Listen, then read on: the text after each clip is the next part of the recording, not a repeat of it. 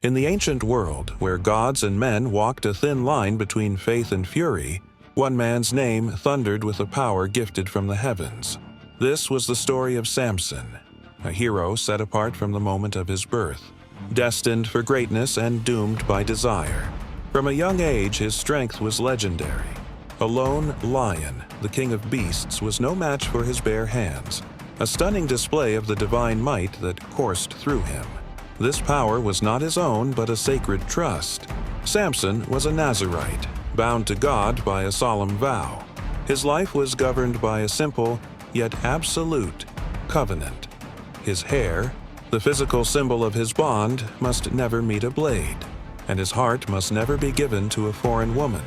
This vow was both the source of his incredible power and the seed of his tragic downfall, setting the stage for a conflict between divine duty and mortal weakness. The narrative then shifts to the sun-drenched valley of Sorek, a land belonging to the Philistines, sworn enemies of Samson's people. It is here we meet Delilah, a woman whose beauty was a weapon, her allure a carefully crafted trap that captivated all who gazed upon her. Her mesmerizing presence did not go unnoticed by the Philistine lords, men desperate to neutralize the one-man army who terrorized their nation. They saw in her beauty an opportunity, a key to unlock their enemy's secret.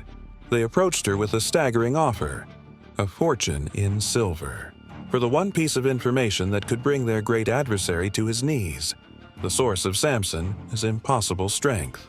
Blinded by infatuation, Samson fell completely under her spell, oblivious to the web of deceit being woven around him.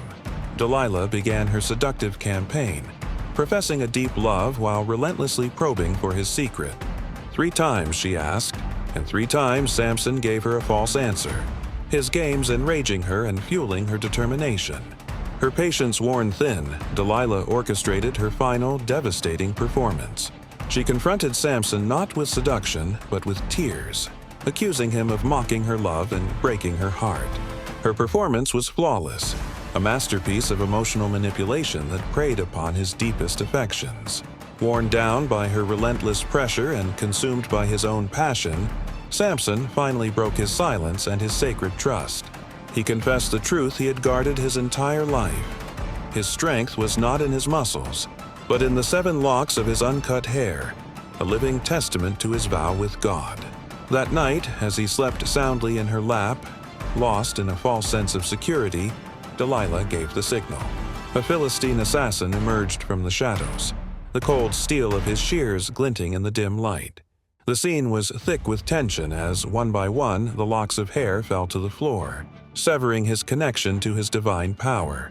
When Delilah's triumphant cry, "The Philistines are upon you, Samson," shattered the quiet, he awoke. He rose to fight, expecting his power to surge, but found only a hollow emptiness.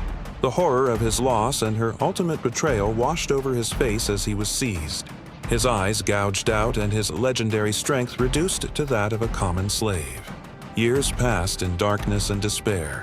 A humbled, blinded Samson, once a figure of terror, was now an object of ridicule. During a grand festival, he was brought into the great temple of Dagon, the chief god of the Philistines, to be mocked by thousands of his gleeful enemies. Yet, in his captivity, something had quietly returned. His hair had begun to grow back. In his final moments, surrounded by the cacophony of his tormentors, Samson offered one last, desperate prayer. He asked God for a final surge of strength, not for his own life, but to avenge the loss of his 2 eyes. He had a servant guide his hands to the 2 great pillars at the center of the temple, the very foundation supporting the massive roof. With every ounce of his being, he braced himself. A final, earth-shattering roar erupted from his soul as he pushed. The pillars cracked, the stone groaned, and the entire temple collapsed in a storm of dust and rubble, killing him and all his enemies in a single, cataclysmic act of divine judgment and self-sacrifice. Please subscribe, like, share, and follow for more videos.